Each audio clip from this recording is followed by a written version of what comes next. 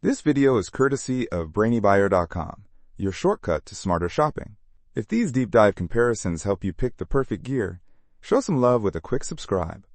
Okay, so we're comparing the Weber Q2800N Plus and the Genesis E-330, both propane grills. Right off the bat, the price difference is pretty significant. The Q2800N Plus is $399, while the Genesis E-330 is $949. Yeah, that's a big jump. What are we getting for that extra cash?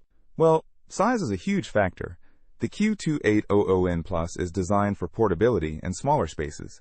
It's only about 30 inches wide and weighs around 30 pounds. The Genesis E330, on the other hand, is a full-size grill, almost 58 inches wide and weighing in at a hefty 200 pounds. Wow, 200 pounds. So the Q is more for balconies and small patios, and the Genesis is for a dedicated grilling area? Exactly. Cooking surface reflects that. The Q2800N Plus has about 320 square inches, enough for maybe 12 burgers.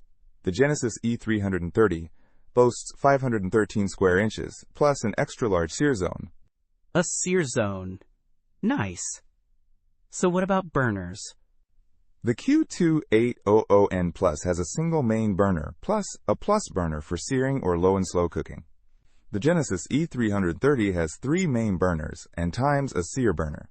It's got more precise temperature control and overall power. Sounds like the Genesis is a powerhouse.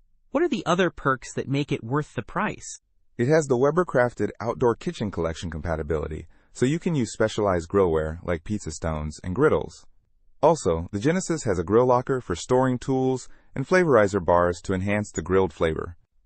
Okay, that built-in storage is a plus. What about the grates? Both have porcelain enameled cast iron grates, which are great for heat retention and searing.